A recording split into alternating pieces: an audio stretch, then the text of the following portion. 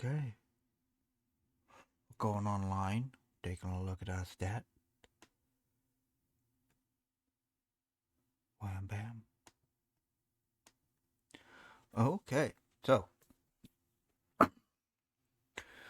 breaking news. We got we're testing some things out. Couple things. Uh, First up is, well, my live. Okay. How long you have been live? 0 seconds. Okay. How long you have been broadcasting? 0 clips? Nothing lost. I've got an audiobook. We are taking a look underneath the desk, trying to find. Okay. Boop. And there we go. We got our Anatomy of a Hive City to read through. Don't have any actual news stories just yet. But we Switch stats, they aren't updating. We've still been live for 0 minutes. 0.00. Okay. Let's add. Okay. We probably want a pointer. Okay. Bam.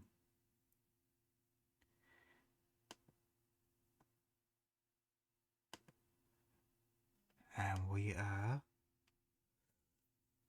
looking for a pointer.png.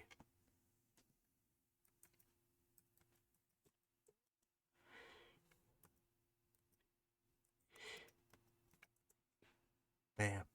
We want transparent background.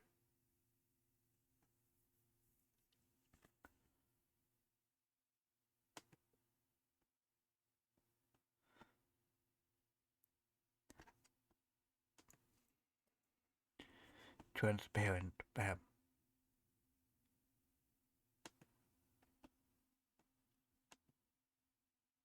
Is this actual transparent or is it?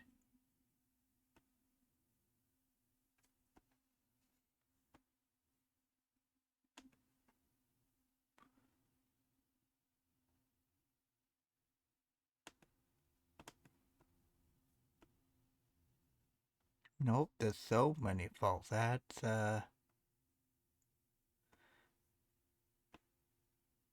You don't even download. That's an ad. No. No. Whoa, that is so many. Ah.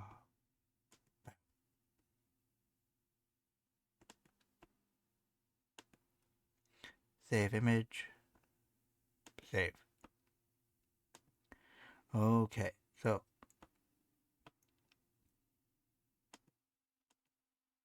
we'll go back upside and we can add that image.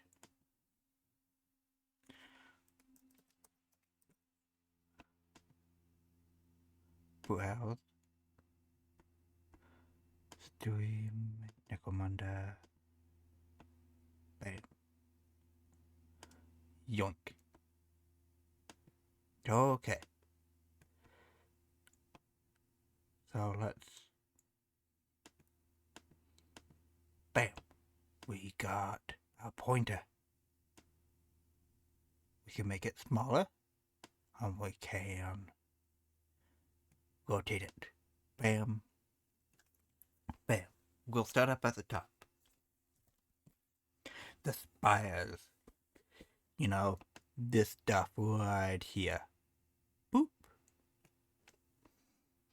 From a distance, When the clouds lift from around a hive, the spires look like a cluster of tall, tapering termite mounds, often branching from one tall central core.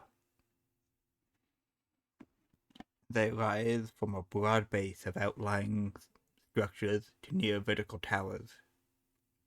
Their gigantic scale is such that it almost defies human involvement in their construction, and they look as though they might have sprouted up out of the ground by themselves. Like some great organic growth, and few human structures can rival their awe-inspiring heights. Although no two spires are exactly the same, they all share common characteristics and are constructed in a similar fashion. A section cut through a spire is not a whole circle. A spire is divided into a series of segments, like wedges joined at the center. Deep gullies or slits in the spire, crossed by comms shafts, separate the segments. These gullies are supposed to admit light and air to the spire, but the size makes this impractical. Every added comms shaft also adds its shadow to the darkness of the interior. The areas close to the core are far removed from the outside world.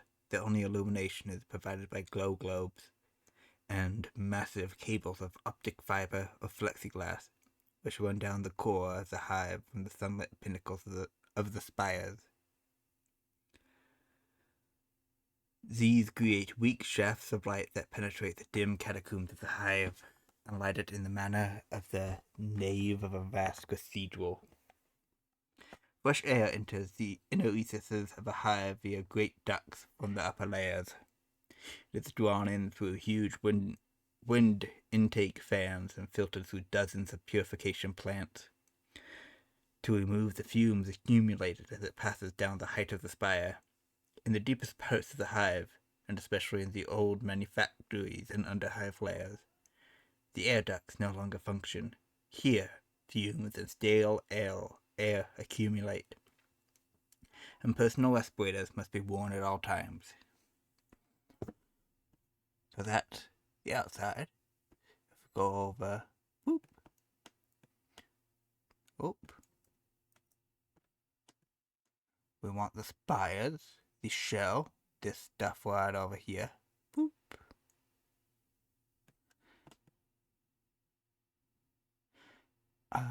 Let's...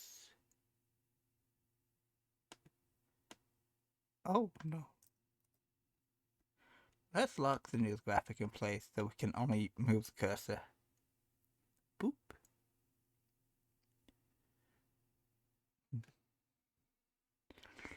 Let's make... Oh, I've been live for 6 seconds. 1 viewer. Oh, no. So that is... indeed breaking news. Bam. 1 person's watching. There's not much going on. I'm very disappointed. Yeah. We can see what's going on. There's an option to throw tomatoes and interrupt the broadcast today. We're not going to be live for very long, about 30 minutes. Just testing things out, making sure things do indeed work the way they're supposed to.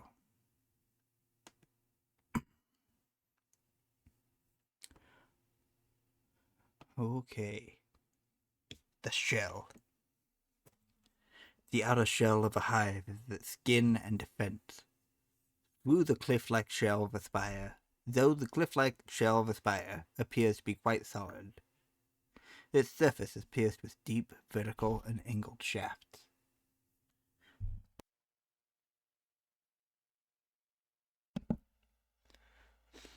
These shafts are small compared to the bulk of the spire, but are important because they emit additional light and air into the core of the hive. They are all protected by a series of massive covers, which can be moved into place when required. The shell is where the majority of the interspire travel tunnels and tubes begin and end.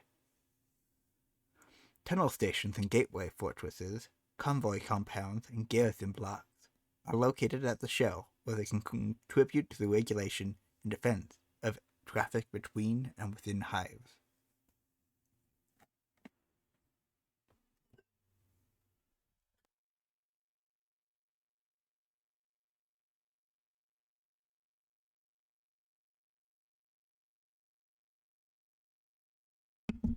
Oh, okay.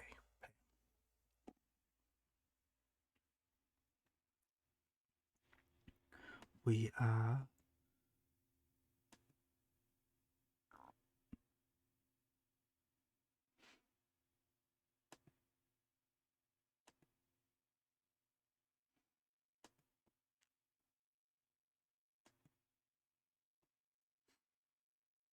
we can throw tomatoes at the hive. The shell is also the first line in the hive's active defenses against planetary invasion. Giant defense lasers, each capable of striking an orbiting target, are mounted at many points across the hive's structures. Probably this thing right here.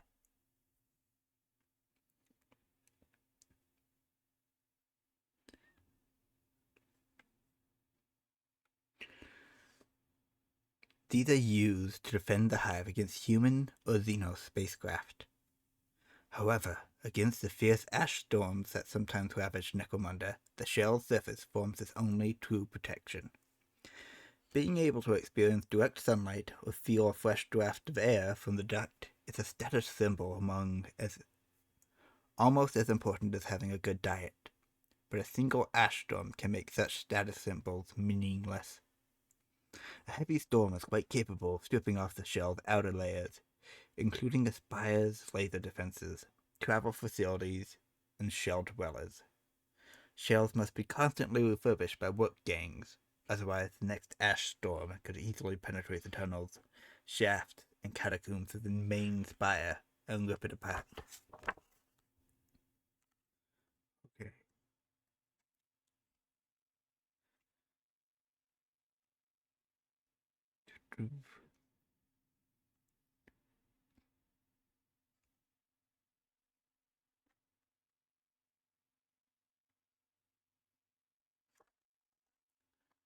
Heat sinks.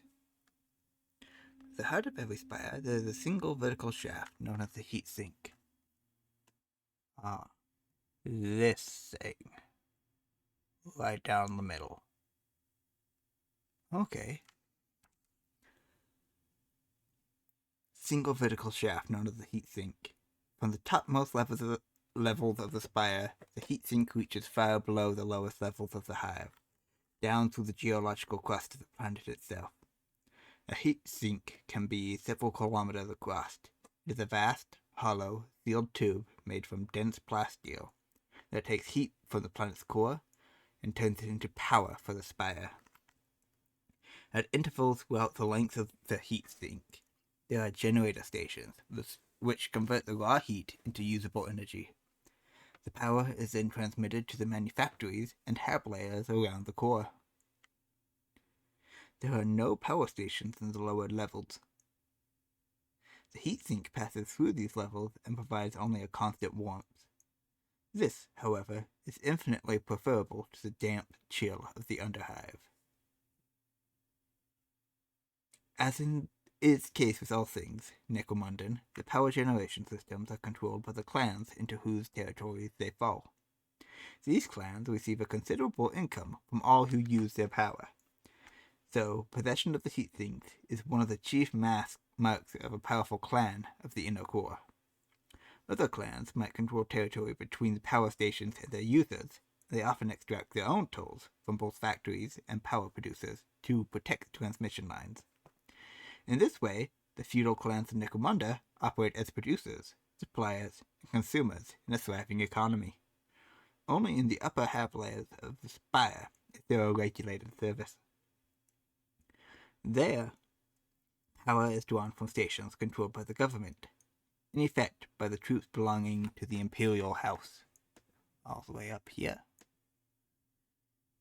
This is where you get your power station. Okay. Ooh. Okay, for receiving Okay. Side tangent. The Bearers of Fate. Necromunda is host to a strange breed of creature called a Caryatid, an impish blue winged human that appears to live deep within the city's air ducts. 1 second. I'm gonna see if I don't have a picture down here. Caryatid. Caryatid.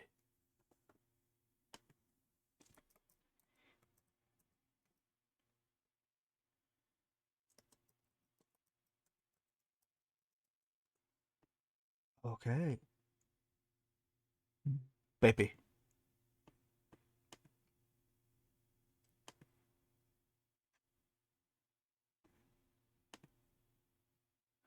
Baby has a gun.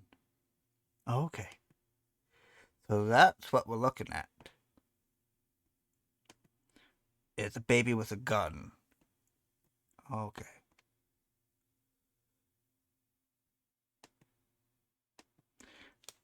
Bam. So we're bringing this back. Baby with a gun. That is. Pointer up at the top. Many hive dwellers see Caryatids as good luck charms because they sometimes attach themselves to powerful and successful individuals, or the soon to become powerful. Conversely, the departure of a pet Caryatid is seen as an omen of doom. Its former companion then regarded as a person waiting for death. It is unknown whether these creatures are some manner of mutant, background organic creatures, long ago gone feral, xenos, or something altogether more inexplicable. Okay. 6 seconds long. We've been streaming for 17 minutes. Taking a look at our stats. Yep. Hab zones. Okay. The hab zones are.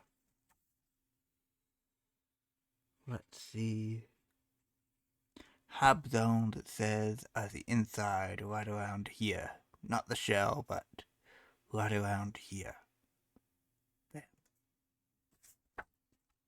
The bulk of the hive's population belongs to the indentured worker class, the members of which reside in the vast, crowded hab zones.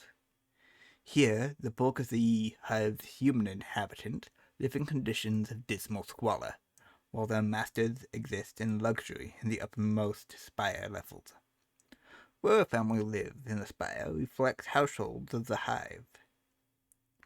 This nobility lives in relative comfort, enjoying the luxury of natural light, fresh air, and real food imported from nearby agri-worlds. Below lie the twilight levels, inhabited by the rest of the civilization, by the rest of the population. Conditions in the twilight hab zones are considerably less pleasant than in the habs above. Natural daylight is dim, fresh air is unknown, and most of the food has been eaten and recycled many times before. Below the twilight levels is the darkness of the Undercity. Boop.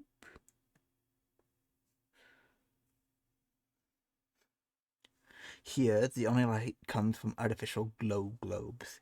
Everything, even the air on these levels, has been used before and reprocessed several times. On Necromunda, everything that can be recycled is recycled, including the people themselves.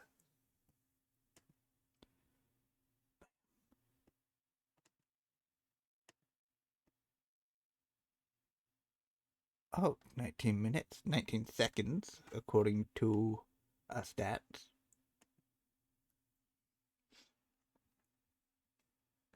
Manufactory zones.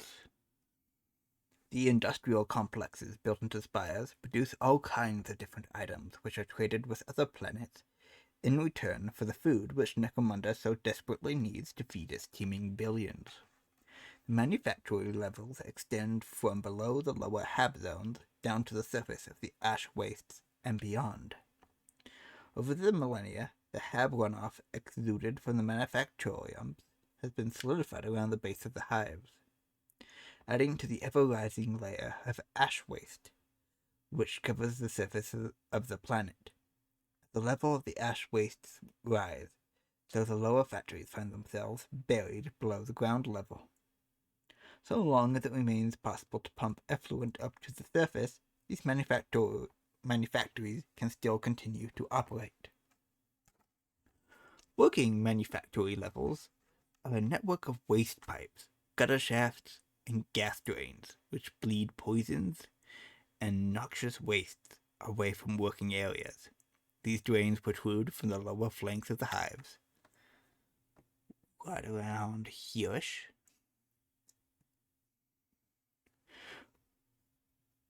flaring off dangerous gas, belching out fumes into the filth-ridden air, or pouring toxic liquids and solid wastes onto the polluted ash below.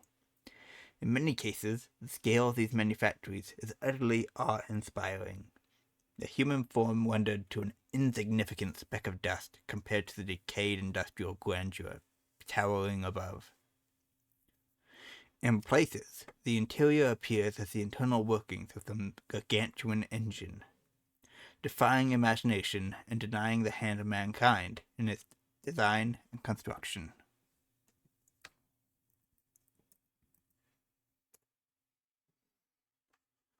Industrial production is controlled by the many clans of the hive. Each producer fits into a pattern of feudal obligation, supplying other clans and taking raw materials, components, and power from others. Large, powerful clans, in particular the 6 clan houses, act as clearinghouses for the goods and services provided by their inferiors. This industrial feudalism regulates demand and supply in a brutally efficient manner. Clans will often rise in power and importance over time, as lesser clans and related industries come together to form uneasy alliances.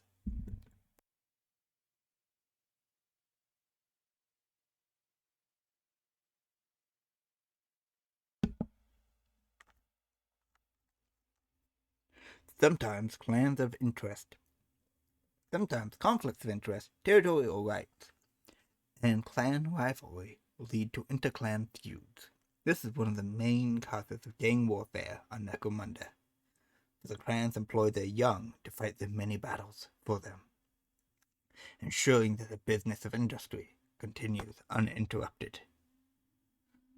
Workers usually live in hab zones, which are located very near to the manufactories where they work, and are as much a resource as the machines they tend. In some cases, workers are surgically augmented to perform specialist functions. Such physical and mental enhancements can be very expensive to finance, which makes such workers extremely valuable for those who they labor for. Okay.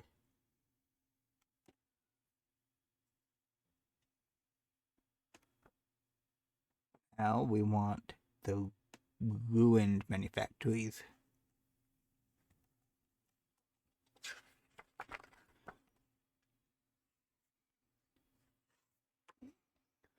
As the surface of the waste rise, it becomes increasingly difficult to service the manufactories on the buried levels. Huge vacuum pumps lift the countless tons of filth up above the surface level for venting outside the hive. But even these have their limits.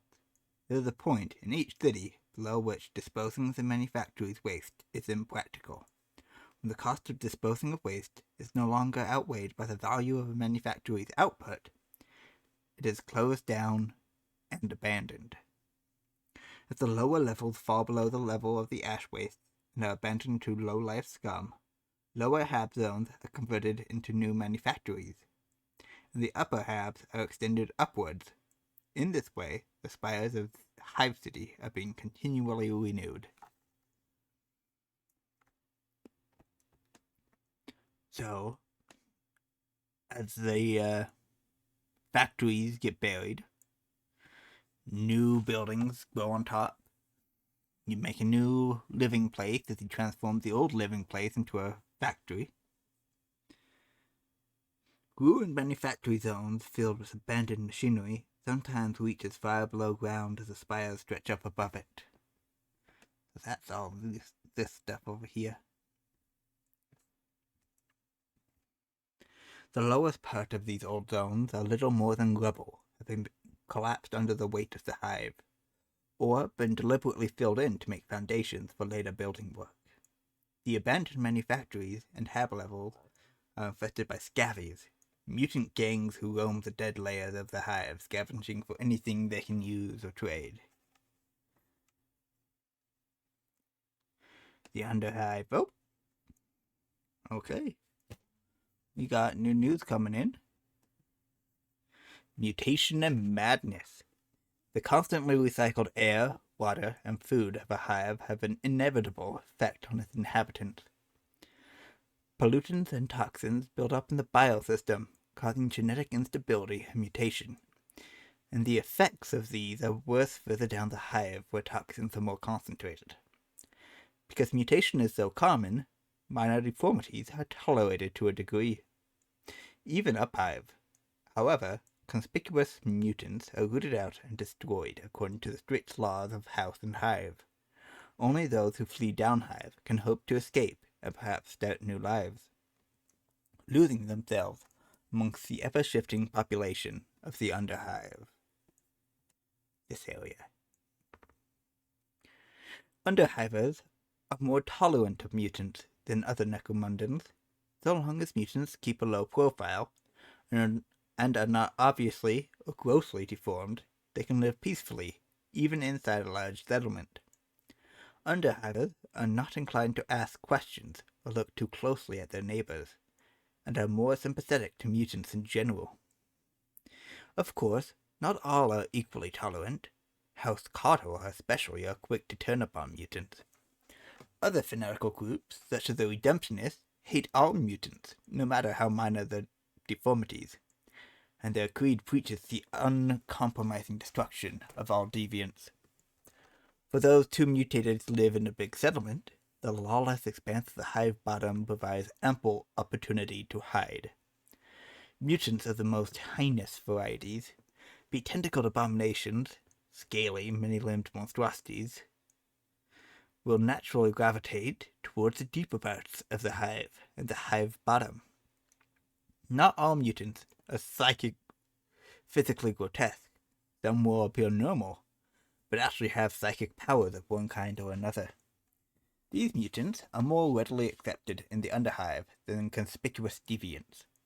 Some are even welcomed and protected because their abilities are useful, such as psychic healers and fortune-telling precognostics. Okay.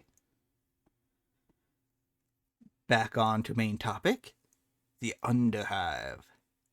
Below a hive's functioning levels lies the honeycomb of ancient domes, tunnels, ruins, and structures from Necromunda's long-dead past.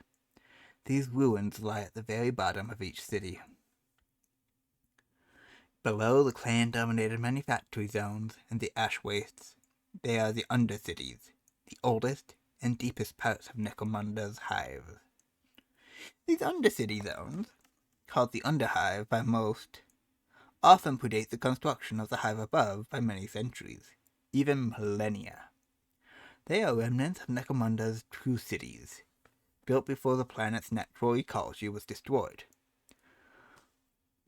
When there were no encroaching ash wastes, and it is quite possible that the remains of the colony vessels that first brought mankind to the planet still lie beneath some hives.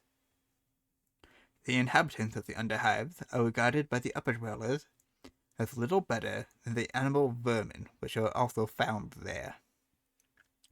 Life in the underhives is even more violent and difficult than life in the zones above. At the bottom of the hive, upward mobility is more than an abstract concept. The strong, the lucky, and ruthless can rise to the top. in terms of actual location in the hive as well as in status.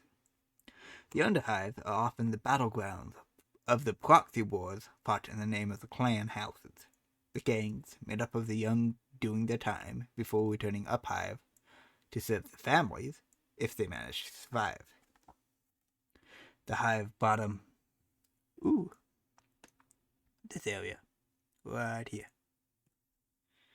At the base of the hive, buildings become so structurally dangerous that the region takes on a different and even more inhospitable character. This is the final and deepest zone, and is known as the hive bottom. Such areas are so decayed and crumbling that the original domes and foundation piles have long since collapsed, forming a layer of almost solid rubble.